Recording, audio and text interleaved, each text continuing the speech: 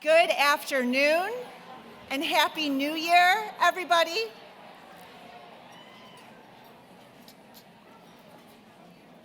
I know, it's very exciting.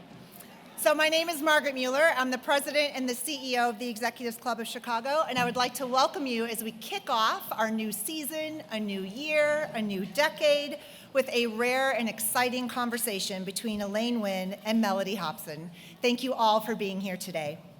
So I'd like to take a moment to welcome our head table guests, which also includes members of our board of directors, high-level sponsors of today's program, and more. And please hold your applause until all of our guests have been introduced. So first, Connie Lindsay, Executive Vice President and Head of Corporate Social Responsibility and Global Diversity and Inclusion, Northern Trust, and Director of the Executives Club of Chicago. David Hanfland, Partner and Head of America's A.T. Kearney and Director of the Executives Club of Chicago. Jennifer Montague, Vice President Communications, NiSource. Elaine Wynn, Co-Founder, Wynn Resorts. Wanji Walcott, Executive Vice President, Chief Legal Officer, and General Counsel, Discover Financial Services. Dan Ryan, President, Central Region, JLL, and Director of the Executives Club of Chicago. Teresa Wilton Harmon, Managing Partner, Sidley Austin, and Director of the Executives Club of Chicago. Stacy Janiak, Managing Partner and Chief Growth Officer, Deloitte, and Director of the Executives Club of Chicago. Christy Hefner, Chairman, Hatch Beauty Brands. Sharon Oberlander, Managing Director and Wealth Management Advisor, Merrill Lynch. Mellody Hobson, Co-CEO and President, Ariel Investments. Carla Dawson, First Vice President, Talent Management, Options Clearing Corporation, and Wayne Bush, President, Financial Services, NTT Data, and Director of the Executives Club of Chicago. Thank you all for being here and for your support. You can take your seats. Additionally, I just want to take a quick moment to thank all of our generous sponsors. It is not hyperbole to say that without their support, we really cannot do programs like this, so thank you all so very much. So first, our Women's Leadership Gold Series sponsors, Energy BBDO, Magellan, Merrill Lynch, and NiSource. Today's program's gold sponsors, Discover, OCC, US Bank, and Ulta Beauty. Our silver sponsors, Ventas and William Blair, and our media sponsors, the Chicago Latino Network, the Wall Street Journal, and WBEZ. Thank you all so very much.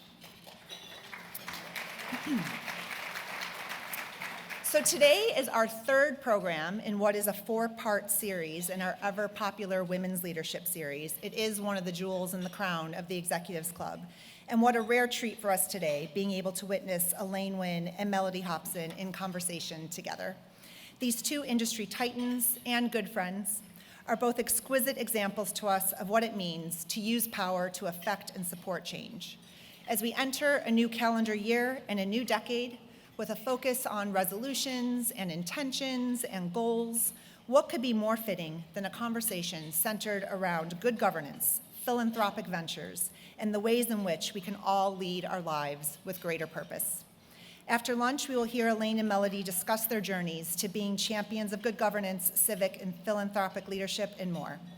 So just quickly, I want to mention two upcoming programs for this year. They are in your program. So first, on January 30th, we have our inaugural Corporate Social Responsibility Forum event. It's going to feature a conversation with CSR leaders from Loyola University's Baumhart Center, Points of Light, Ozinga, our very own Connie Lindsay, who will discuss how the Chicago business community is working to build a better and brighter future by prioritizing sustainable, equitable, and responsible solutions to the problems found both locally and throughout the world. And then the final of our four-part Women's Leadership Series will take place on Thursday, April 30th, back here at the Standard Club. We have Jenny Britton-Bauer, the founder of Jenny's Splendid Ice Creams, who's going to sit down to discuss the massive rise of her company, how B corporations thrive, and her many, many delicious flavors. So for more information about these and our other exciting programs, you can visit our website, grab a staff member. Please enjoy your lunch, and we'll be back in about 15 minutes to kick off our program. Thank you so much. Now it's going to be time to hear from Elaine and Mellody. So in addition to the tremendous leadership of their own organizations, Elaine Wynn and Mellody Hobson also serve on the boards of some of the most internationally recognized organizations: Kennedy Center for Performing Arts, Los Angeles County Museum of Art, Starbucks Corporation, JP Morgan Chase, Sundance Institute, just to name a few. These experiences place Elaine and Mellody in unique and important positions of being able to speak to what it means to be an effective board director, how to garner the support, resources, and vision needed to ensure that an organization continues to grow and thrive. They have many personal stories that I'm sure they're going to be sharing with us today. So thank you both for being here and spending time with us. And then just some quick housekeeping. If you'd like to text a question, you can type EXEC, E-X-E-C, to 22333. That's EXEC 22333. It's in your program. And without further ado, Elaine Wynn Mellody Hobson. Thank you so much. Thank you. Thank you. Well, it is my distinct pleasure to sit here with someone who I love and respect so much. I've gotten to know over the course of my career as both a professional and more importantly as a person, which I hope to have really come out in our discussion. But I just want to give a little bit of backstory. The first time I met Elaine, which was, I don't even know when. I don't think either of us really knows. It's got to be more than 15 years ago. We were introduced by a mutual friend in some place. It may have been Berkshire Hathaway weekend. That's actually right. I think that was it. I think that could have been it. I think it was Berkshire Hathaway. Yeah. Berkshire Hathaway annual meeting, which they call the Woodstock of capitalism or something like that. I forget exactly what they call it. So we're at this annual meeting, and Elaine comes, because I distinctly remember meeting her, just can't remember when or where, and she comes, and I remember I was standing with a friend, and I was like, oh my God, I just met Glenda the Good Witch. Because, you know, when you're a little kid and you watch The Wizard of Oz, she's so pretty, and she has that fairy dust, and she has the most beautiful skirt, and she protects. You know, I have to interrupt you. I would go to my elementary school for Halloween dress up, and I was always Glenda the Witch. Okay, I did not know that. How in the world did you get that? So I said I met Glenda the Good Witch. Our friends afterwards, and we had many occasions to be with Elaine, we started to call her our godmother. And that's how I always refer to her, as our godmother. And I think of her as being everyone's godmother. And that's going to come through in this conversation, I hope. But that is a sign of great admiration and respect, and someone who I think in many ways takes care of many of the people that she meets, even when at times they don't know that they need taken care of.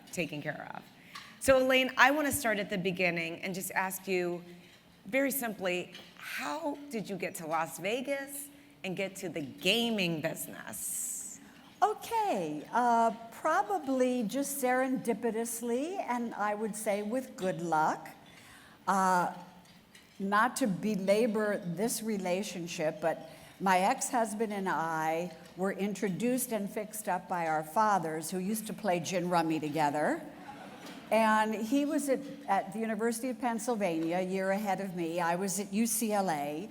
We met on a Christmas break. It took several years later, we got married. We were running a bingo business in Upper Marlboro, Maryland, outside DC, because he was at Georgetown Law School at that point, and I was finishing up at GW. And it was during that period his dad passed away, and all of a sudden we went from being sort of a young married couple to responsible people. And through various connections, we were invited to move out to Las Vegas as part of the Frontier Hotel, which was brand new then. And so we didn't have much invested anywhere else, and I had graduated. Steve didn't really want to be a lawyer, and off we went to seek our fortune in Las Vegas. And we rented a house on the Desert Inn golf course, never dreaming that one day we would own the Desert Inn golf course. But I have to ask a question. You mentioned like we were running this bingo business just so casually, like that's what people do. Well, that's kind of odd. Yeah, like how did you end up? It wasn't like a dry cleaner, a restaurant, a 7-Eleven, a bingo business? It's, you know, I have to be sensitive to the age group that I'm dealing with, but in those days, commercial bingos existed in various parts of America, especially in the Northeast, Midwest. And you would partner with a church or an organization and you would run these cash bingo games. They were extremely popular, and that's what Steve's dad did for a living. Oh, so it was the family business. So it was a family business, and Steve used to, in the summers and while we were in school, go visit the bingos and call the numbers and run the office. And we worked on the weekends. I would go in and sell cards and conjugate my French verbs and do the payroll and have a baby the only day of the week we weren't open and still do the payroll. And, you know, in those days, it wasn't what do I want to be when I grow up? It's what is available to me that's going to give me a paycheck and pay the rent and buy the groceries. And we had the good fortune at least to have that sort of business as a starter for us. Did you always think you would work, or was it just a necessity? I never thought about it at all. In those days, it was a necessity. Steve was a very charismatic and deeply involved person, and it was clear to me that if we did not have joint mutual interests, that a typical marriage would not work well with that kind of a person. And you knew that young? Indeed. I wasn't intending to get married that young. I mean, I was going off to UCLA initially. That was where I went my first year. I transferred back east because we had met. And I was literally swept off my feet by what I thought was a very brilliant, charismatic person. And that was not the plan. I was not going to college to find a husband. I was going to have a career. But I wound up what a lot of women did, was find a husband. But he was more than that, certainly. He became my partner. But you had a big career, and that's something that I think didn't really come to light in the way that many people would know or understand until some circumstances became clear. But you were side by side building this business. Can you give us a sense of what that was like? What were you on a day-to-day basis while you had two kids? Sure. Well, so there we were in Las Vegas. We went because of a gaming hotel. Very shortly after we arrived, it was determined that some of the owners of that property were individuals that were not particularly well regarded. And fortunately, Mr. Howard Hughes was living in Las Vegas at the time and starting to acquire a lot of gaming properties. Did you know him? Nobody knew him. He was a recluse. He lived in the Desert Inn, and nobody knew him except a few of his colleagues, and even they communicated the way it's been written about. The only time there was a sighting was several years later when he was trying to get either his fifth or sixth hotel, and before the Gaming Commission wanted to grant him a license, the governor said, I got to make sure this guy's alive. And so they were able to meet. But in any case, we were there for that, but the property was sold.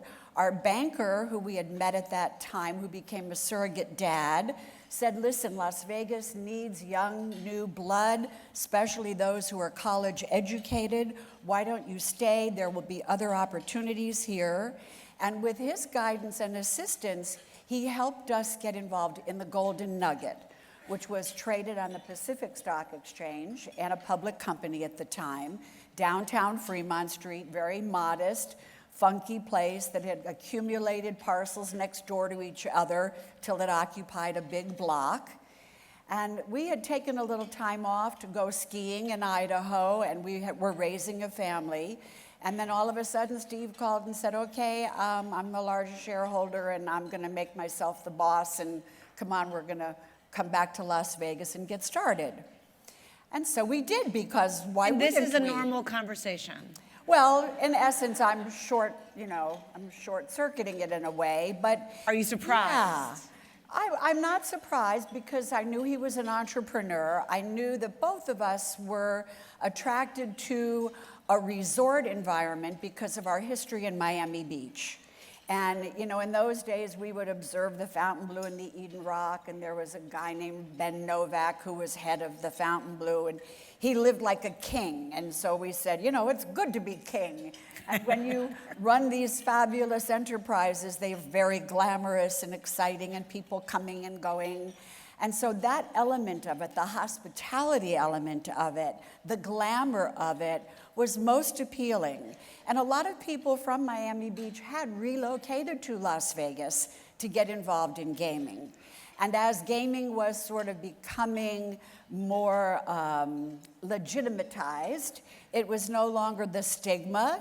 In the beginning, when I used to travel and I'd tell people I lived in Las Vegas, I always got, that quirky, you live in Las Vegas? How's that?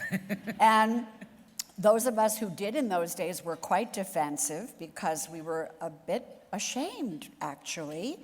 And then there was a distinct change. And then when I started to say I live in Las Vegas, people were saying, "You do? How fabulous is that? And aren't you lucky?" So I don't know how to characterize that evolution, but it kind of evolved with the whole transference of gaming as becoming less stigmatized, more as a potential for tax revenue, and acknowledging that people are not problem gamblers by nature. They like to go and engage in gaming as a form of entertainment. Doesn't necessarily mean that some of them don't get out of line or get hurt on occasion, but as we've observed, especially now, there's gaming in practically every state, I think, except Utah and Hawaii. People like to go play slots. And so Americans don't like to be told what not to do. And there we were at the rise of a trend. And what was your role, just day in and day out? What were you doing? Yeah. How did it evolve over the many decades that you were working alongside of each other? So initially at the Golden Nugget, I was a director of the company. I did not have 9 to 5 responsibilities, but I became involved in civic engagement. And we identified very early on that if you're going to be part of a community, a business community, there is an expectation, and certainly the appropriate behavior is to extend whatever leadership gifts you may have beyond the walls of your place. And you should be caring about the community you live in. Was that very common at the time? No. Whose idea was this? No. I think, I hate to give credit, but I recall one tipping point moment was listening to President Reagan in one of his speeches about giving back, and that the government can't do it all, and that people should look to their own communities and resources. And that's when we decided to start a scholarship foundation. And that was the beginning of my involvement of doing company scholarship programs, which existed in Nevada and then eventually New Jersey, where we also expanded. And that sort of got me out into the community, and it got me to observe a myriad of other things and needs and circumstances that existed in the city we lived in, and what our employees and staff had to deal with. And if you are building companies that are labor intensive and you're recruiting people, and in those days, Las Vegas was the fastest growing city for over a decade. People were moving in droves. And if you were looking for high quality management and people, you had to have a city that offered good quality of life features, good education, cultural activities, the things that we've all come to expect and be exposed to from the cities that we're moving from. So it was really a bigger philosophy about our role. And my friend Mike Milken always says, doing good is good for business. We found out that doing good is just good. And so it kind of evolved that way. So I was involved, and I had an office on the executive floor. I was getting an awareness of the community and all of the things going on, so I could recommend how we could be involved, either as a financial resource or as a human resource effort. And I was also observing all that was going on in the company, and Steve and I would talk about management decisions, restaurant choices, development, and my role needed to be validated because I was contributing to that dialogue. So it started out by my becoming a director. And then eventually it evolved into another very non-traditional role, which is now often referred to as co-founder. I never really had a title. I never had a salary, but I always had an office within 10 feet of the chairman. And you worked I did. every day, right? Yes. Yes, I worked.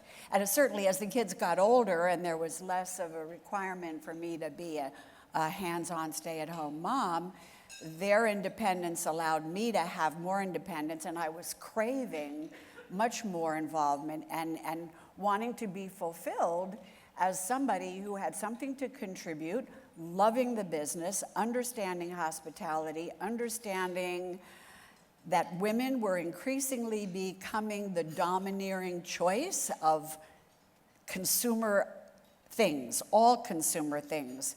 Where to stay when you go to Las Vegas? What is it that we're going to offer that the ladies are going to like, that the men don't even know or care about, but would make them say, when the husband says, honey, we're going to go to Vegas next week, she would say, oh, well, good, I want to stay at Bellagio, or I want to stay at the Wynn.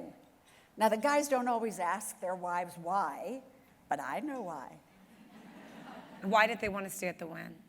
They wanted to stay there because, first of all, we created, in addition to what we had done before, more resort-style gaming properties that combined not only a traditional casino environment, but they had beautiful interiors that had luxurious rooms. You know, geography is plentiful in the desert. You can have larger rooms, and you have a casino that can help pay to make them more extra beautiful. They want spas and beauty salons. They want shopping. They want fine dining. They want some good shows and other things that are a menu of choices. They also want to gamble. The women do want to gamble. They want to have dealers that have smiles on their faces and wear beautiful uniforms and are not, you know, dead in the eyes and routine, rotely dealing. So, you know, developing a culture in a workplace with your workforce that is more interactive and more sensitive to human dynamics was, I think, our secret sauce, and I was quite involved in helping with that. What would happen if you disagree? Did you ever have veto power or say, this is a bad idea? Did it ever come to anything like that? I think I was very persuasive, and, you know, I have talked about, right? Glenda. I have talked Glenda? about this, well, yeah, but Glenda doesn't work with the husband. That's true. So, you know, I have talked about this only one other time, about unusual relationships when your partner is also your husband, but he is also the chairman and the boss. So you are in the spot you're in, obviously, because he respects your opinion and your attitude. You're offering something constructive, you have value, and he'll rely on you for advice. But then you do get to that place where you have a difference of opinion, and he would get the last word. And I wasn't always happy that he got the last word, but I respected the fact that he was the guy whose name was really on that bottom line. He was taking the bigger risks in all areas. He was the risk taker. His presence allowed me a lot of flexibility to be creative, and I didn't have to worry about Wall Street. So, a lot happened. I mean, you had some big events. You had tremendous success. You had moments of great fear. Yeah. Your daughter was kidnapped at one point. I mean, a lot happened. Yeah. And then everything changed. Mm-hmm. We call it a big life.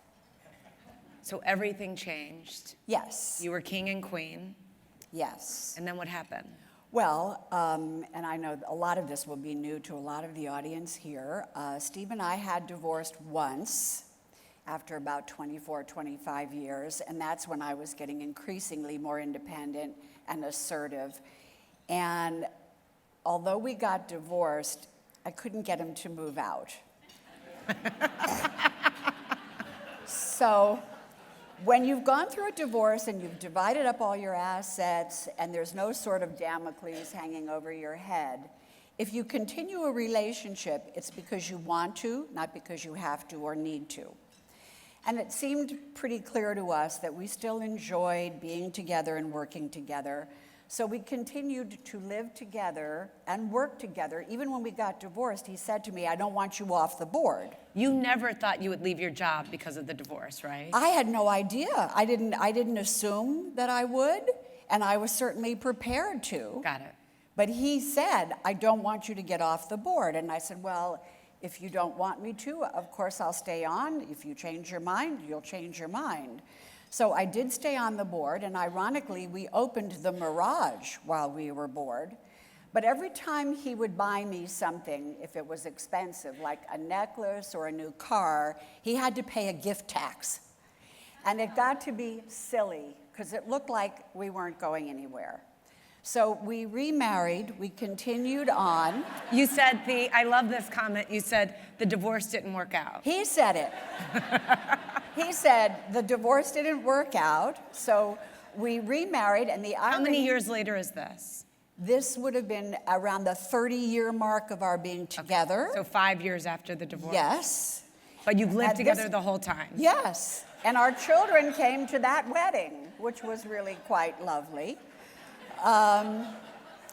But, you know, what was interesting is the first time we got divorced, I did not have shares. I told him, you take stock, you're still building this company, I want you to have the freedom to not be restricted in any way. I trust you'll take care of me. If I need more money later, I'll come back to you. You have the shares. When we got remarried, he told the attorney, put everything back as though it had never been separated. And so he joked, she reclaimed my assets. And we continued on in a very happy and wonderful marriage for another 15, 20 years. Can I ask a question? Would you recommend that any woman do what you did the first time? Like, I'm good, keep the shares, don't Listen, move. Yeah, well, every situation is different, and all the circumstances are different. There were no third parties involved at the time. I trusted this man because he had been my best friend. I knew how he felt about me, and it was a leap of faith. And it was the right thing to do. I really did not feel I was entitled to half of everything then. But then everything changed. What changed? Then what changed is we got back together, and I went back to work, but even in a more significant way. And now I was very deeply involved in the company, and that was our life. That was our social life, it was our professional life, it was our family life. The kids would refer to each new hotel as a sibling. You know, so I mean, we were totally integrated, and I was sweating it now just as much as he was. Every decision, every consequence would keep me up at night as well as it would keep him up at night. So now, yes, it takes a turn. It takes a turn, and we now decide it is time to end this personal relationship. It was a devastating, as you can imagine, when you're with someone almost 50 years. We grew up together. I raised him. He raised me. But it was time, and it was obvious it was time to go. And it was at that point that I realized I had probably some of the most significant things that can happen to you happen. I was divorced. I was fired, in a sense. I was eventually removed from the residence I was in because it was a hotel apartment. So you think about each one of those things separately are fairly traumatic. They happen to me kind of serially. So all of a sudden, here I am in my 60s, late 60s, and it's a whole new world. And it's now, all right, time to move on to next stages in life. I can do this, but in the interim, I now had half of the shares. And the shares were locked up in an agreement. And I did not have the shares free and clear to vote or to sell. And I was willing to do that for a period of time until I was not. And that's when all the tension occurred. because I felt that I now had personal property that I was rightfully entitled to by Nevada law and every other which way. But because it was tied up legally, it involved litigation. So this is almost like a throwback, Elaine, when I think about it. You were, I mean, it could have been 200 years ago. You got a divorce and your husband still basically was controlling your property.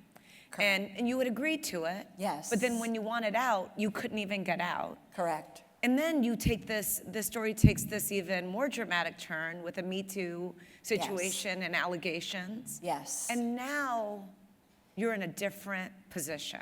Yeah. What are you thinking at that point?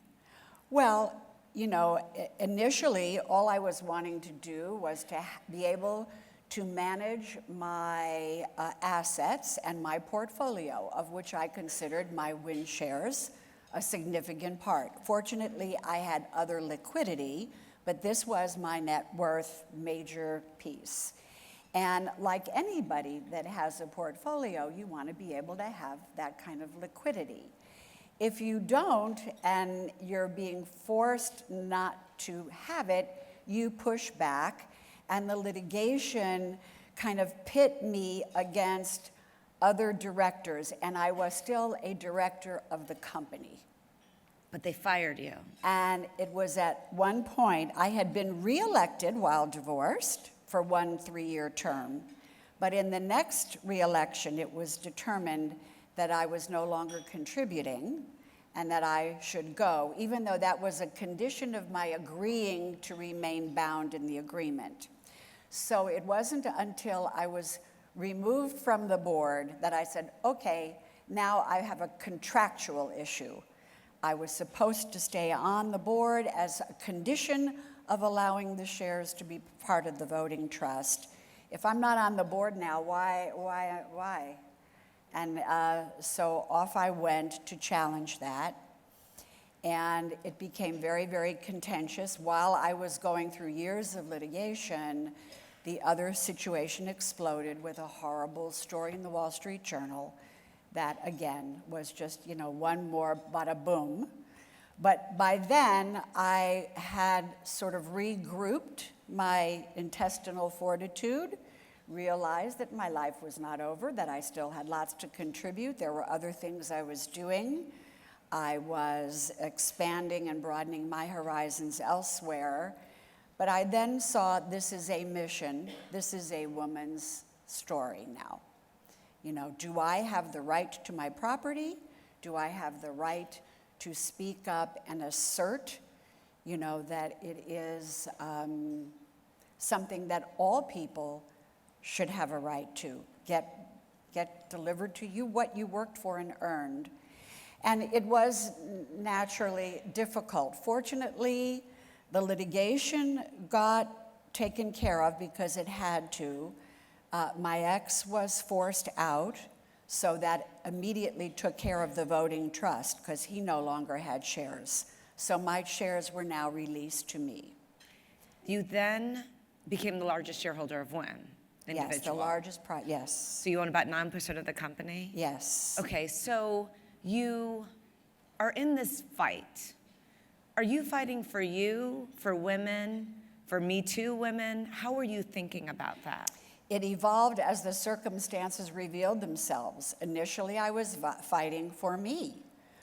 When the Me Too situation exploded and I became aware of all the details that I had not been aware of, it took on an entirely different picture because this was a company that I had co-founded that now had to be held accountable. And even though I was no longer a director, I was still a prominent owner.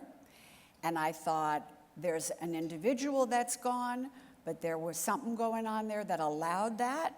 And as long as I have breath in me, I'm going to attempt to hold people accountable. And that translated into board members. How accountable did you feel? I had mixed emotions. It's kind of like, where was I? You know, how was this possible? I'm sure lots of the other women who have been involved in these situations went through the same exercise. And when it became apparent to me that there was behavior that I was totally unaware of, it's a pretty awful moment, because again, it's a combination of being with somebody that you thought you knew, and then you discover you didn't really. And that's not enough reason to hide and go away and say, I just want out of here, I can't deal with it. Because the people involved were victims, they were women. That was on my watch, and I couldn't tolerate that. I thought I didn't do what was right then because I didn't know, but I know now, and I'm gonna do what's right now. I talked to you during this period.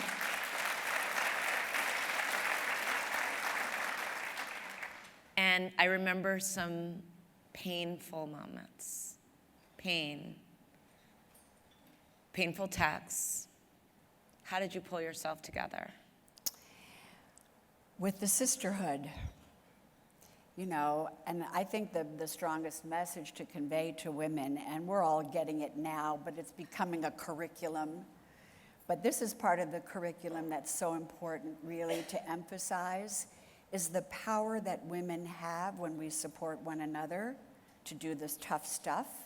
You know, I'm tired of hearing this nonsense that women keep us from advancing and that we kind of try not to let our colleagues do better because we're competing. That's baloney. I think the women that band together and have the voice are being heard. We're seeing evidence of it so much right now. But I was handed off. You know, when somebody would be aware that I was hurting, there'd be a call to the sisterhood, and I would get texts and I'd get phone calls. And it's like a lot of times when you go through bad stuff and forget it's not even MeToo stuff, we all go through bad stuff. You curl up in a fetal position and you acknowledge this is normal. We all go through trauma. How do we survive it? First, we give into it. First, we say, this hurts, I'm gonna cry, the tears are good, it removes the toxins, that's gonna be over in a certain amount of time, and then I'm gonna get back up and brush my teeth and, you know, call the kids. And get the texts and get the phone calls and understand that everything changes every day. This is not gonna stay this way all the time, only if you let it. And so, you know, it's like going to the gym. It's practicing different muscles, emotional muscles. And you need the help, you need trainers. What do you think about from a governance perspective and looking back? So at the time you were on the board, you were the only woman director for some period. There was another woman at one point, and then she went on to Macau, I think, or? She was already part of our operations team. Okay. She was president of our Macau operation. From a governance perspective, what did you miss and how would you rethink that? In terms of just the way in which you could be forced out, the way in which that all transpired. How could you have been, in hindsight, smarter about the setup, the policies? So to be perfectly honest, I am still very confused today about corporate boards, governance, the role of women. I do know, because we talk about the statistics, that companies that have diversity make richer, better, more informed, involved decisions. But I also think that if you put women on a board as token gestures, who may not really have skills or knowledge or operational talent, you've got people at a very high level making policy decisions that may not really know the business. And so what you've done is you've created a layer of, yes, independence and good governance and good oversight, because there's no emotional connection to management. But somewhere, I think there's a little bit of a loss if the women on the board are not really good women. And that brings up this whole notion of the pipeline and how do we get women ready and where do they come from? If it had been me and I was creating an all-new board and adding women, I would go find women already in the hospitality business who had some kind of talent or skill that I would think would be necessary for the next generation of the company's development. Now, I'm not suggesting that the women on the Wynn board currently don't have that. I don't know well enough. But I would be much more strategic in how I would create the diversity on the board. But for sure, having a board that is not just a yes board, because I am on another board that is quite different, although it is also predominantly men. They just added a second woman a year ago. She's brilliant. You know, when the two of us finally do speak up, it's like they all turn, you know, and they really do care about what we have to say. And a lot of the times what we have to say is more about the touchy-feely stuff, which is really important. That's about the culture of companies. And I think women make a dramatic contribution in this world of culture. And I think all organizations are very dependent on good, pure culture. Do you have influence today over the company? Some. And how do you use it? I've attempted to use it in a variety of ways. Initially, I used it in one way with a proxy fight. I do not recommend that. I think a mutual friend of mine said I was the only woman that ever was successful in a proxy fight. And when she told me that, I said, well, I get that. Women are too smart to do this. But that was not to gain something for me, but to do a governance change. After that, you know, there had to be some more negotiating so that there would be peace in the kingdom. And so when there had been some changes at the company that I was endorsing and recommending that all took place, I was starting to feel more comfortable because accountability was definitely happening. But now we're in this place of going into the future. We just opened a property in Boston. We're building a new hotels in Macau adjacent to our current place. Would I love them to call me up and say, well, what restaurant should we do and what should the decor be? You know, that would be nice. And at some point, you know, I suspect that will happen. But in the meantime, the place is seeded with still people who are my kids.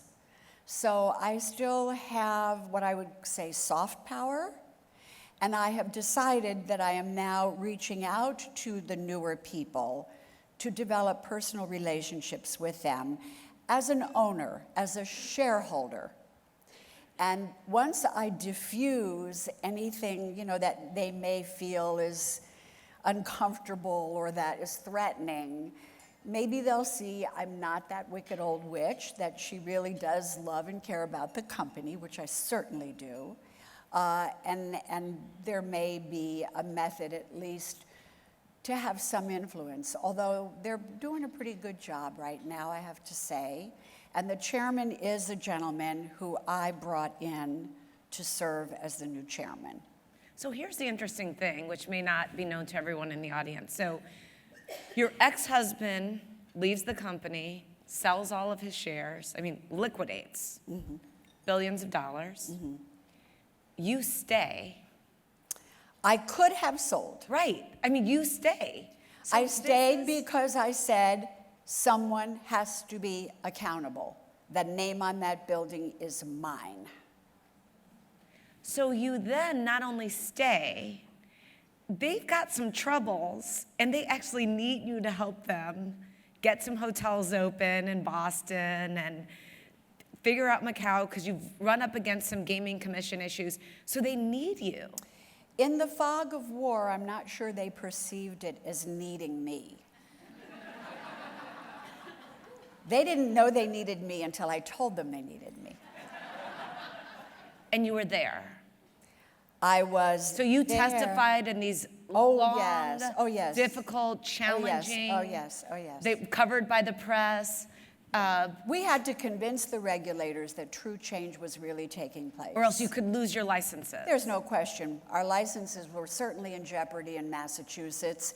And if you lose a license in a major state, that can't but help impact how you are viewed wherever else you are.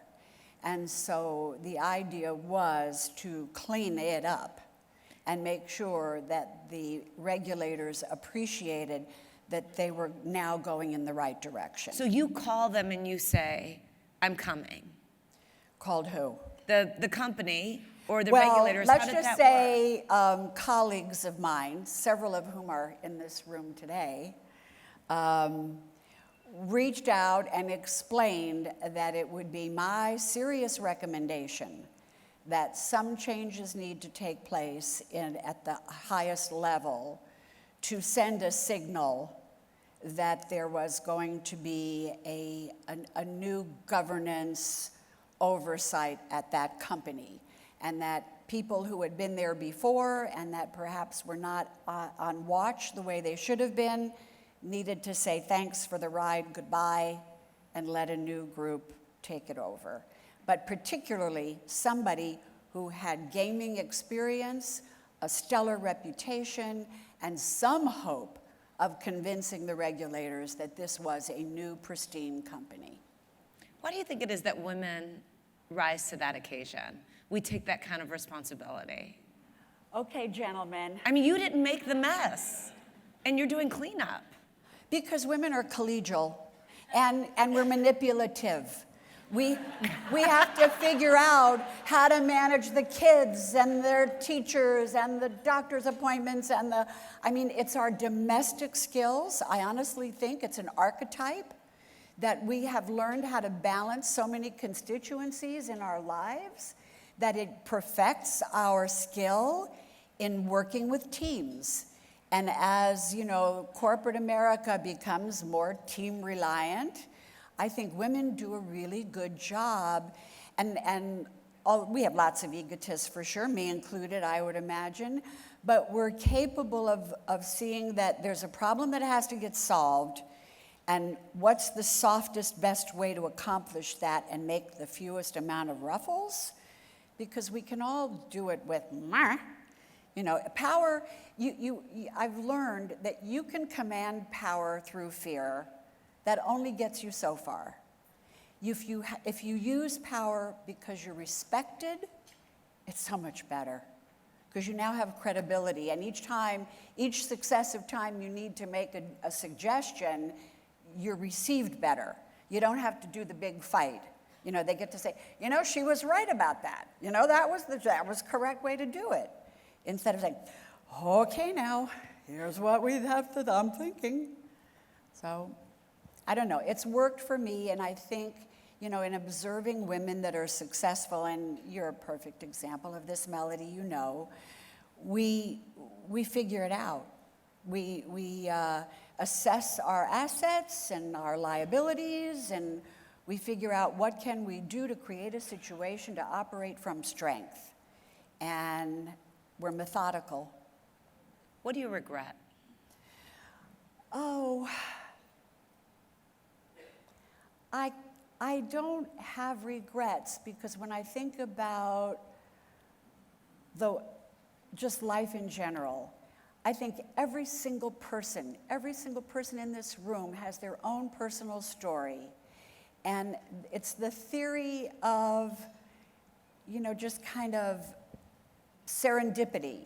It's not that there's always, when you come to a fork in the road, the right way to go and the wrong way to go. There's a way to go. And you take educated guesses as to what would be the right way to go and go on down that path. But if you try to redraw your life, you may have experienced some other series and sets of disappointments that would have caused you an equal amount of stress or pain. But I've had a fantastically big, fabulous life filled with creativity, excitement, fun, meeting wonderful people, being able to go behind the house and my fondest times working with our staff and the management of the companies. I love them. They're my kids. I couldn't have had an opportunity to do that if I hadn't started down that path with that man who, turned out to have a problem and a sad problem. What are you most proud of? I'm proud of the fact that I've had such a diverse life filled with so many different layers that were not one-dimensional, not just business, not just education, not just art, not just traveling, not just basketball, but all of that at high levels. I want to come back to that, but I want to finish on this note on the company. In resurrecting the company, did you resurrect yourself? Yes, Did you need to? absolutely. If I didn't need to, I would have sold my shares. Right. It's a very Yeah. honest answer. Yeah, I mean, it was, the guilt was fairly unbearable. And then when you think now about these other things that you do in a very big way, first of all, your philanthropy is huge. It's interesting because in most places where you spend your time, you're the chair. Which I find, I joined the board of LACMA, you're the chair. Yeah. You were the chair of communities and schools. I went and looked at this. You go to the top pretty fast. I'm a sucker, you know? Is that a sucker or is that a I think I'm a power? mark. I think I'm a mark. When I joined the LACMA board, I really was, I thought I was a carpetbagger, because although I have a residence in LA, it's not my full-time And place. this is the LA County Museum of Art. Marvelous, marvelous. Not as good as the Chicago Art Institute, but we're on our way. Or the soon-to-be Lucas Museum. That's exactly right. That's exactly right. Our partners, our pals, our great, great pals. But I'm in the family because I joined the museum board. She is in the family. And so after being there and telling my friend, you know, I shouldn't be on this board. I'm not here enough. I don't know enough. Oh, yes, you do, and you're going to love it. The people are great. So I'm on the board for a couple of years. The leadership was transitioning out, and all of a sudden, some people come to me and say, would you consider being co-chair? Because we have a co-chair situation. And I thought, okay, what is it I don't know that they're asking? Obviously, I know they want money, but they're going to get money whether I co-chair or not. And it was a very flattering invitation. I did my research to make sure it was the right decision, and I did a lot of prep to make sure that people would embrace that decision and not see me as somebody coming in and just, you know, busting my way through. And it's been a joy. The CIS thing has been a passion of mine. Which is communities and schools. Which we have here in Chicago. I'm happy to say Jane Menziger is here, my wonderful head of communities and schools here. I started out on that board, and I did time. I did lots of years before I was a selected chair. But I don't know. I think people that are executives just, you know, are executives. And how do you decide what you're going to focus on? You have had Alvin Ailey, you've funded big things there, obviously LACMA, obviously communities and schools. The list is very long, Kennedy Center. Right. Well, I think it has to strongly resonate with something that is either making me personally joyful, that I think deserves to be supported because it makes lots of people joyful, and I know that can cover so many things. But you know, you tend to stick with the stuff. I read a book once about fundraising and funders because I had that hat on, and talking about peers and why you get connected. Certainly, if heaven forbid you're involved with a health situation and loved ones are sick and they develop cancer or a disease, you're going to tend to want to get involved in those organizations because it resonates with you personally. If you're an art collector, as I am, and you loved going to art museums, then that's a world that would resonate with you.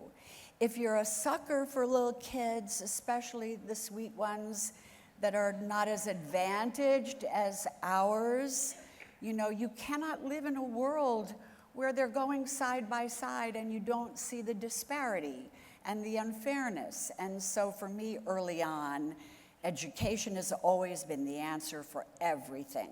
And that was my earliest, most significant involvement, has always been education. And, you know, those things lead you to other things. Basketball is a whole other. She's a fanatic. She goes to the Olympics, she does all of these things. Duke is your team. Yes, indeed. That's right, and you follow Coach K Yes. a lot of places. I think that Coach K is not just Coach K. I think Coach K is one of the most remarkable leaders of our time. He's a leader of men and women. And I've gotten to know he and his wife throughout the years. It started years ago when Duke and UNLV played a championship game, and we beat them by the biggest margin of victory ever in a Final Four. And I reached out to him. You know, he didn't know me. I said, you made the victory so much sweeter by your graciousness in defeat. If ever you want to come to Las Vegas, please stay with us. I don't hear from him. Next year, same deal, UNLV, all the way through number one. They beat us in semifinals, go on to win. I invite him back. Cold call, they want to come. I put him in a big villa. He gets there and he says, I am such a hero in my wife's eyes. You have no idea. And so we met and we became fast friends for decades because he is such a man of character and principle. And I love him so much that I steered my grandchildren, and I have 2 at Duke now. But then he went on to coach the Olympic team, and they would train at our hotel. So for 12 years, every summer he would be there with all the great creme de la creme of basketball, which of course I really didn't like. But the reason that I gravitate, to him specifically is because he represents all the things that I admire and love in a human being and in a leader. And the irony is the other day, and I have a friend here who had a son that also was with the program, and I met her through Duke. There's a huge Duke community. The other day, I got a cold call from one of the boys on the team thanking me, and this was part of what the coaches make them do, thanking me for the support of the athletic program. And they talk about what they're doing in school and what kind of season they're having. And actually, it was David Robinson's son, Austin. And I know the family. I know the parents and the older boys. So it's just a lovely culture. What have you learned from Coach K? I have learned... If you could boil it down, because he's so written about, and his tactics and his ways, and obviously he builds winning teams. Can I say 2 things? Yeah. Integrity and accountability. And how does it manifest itself? Never a scandal in all the years that he's been in that school. He holds all of those young men, accountable. Even if his star player is misbehaving, they'll bench them. They've never had to get rid of a player. It's just high demanding standards.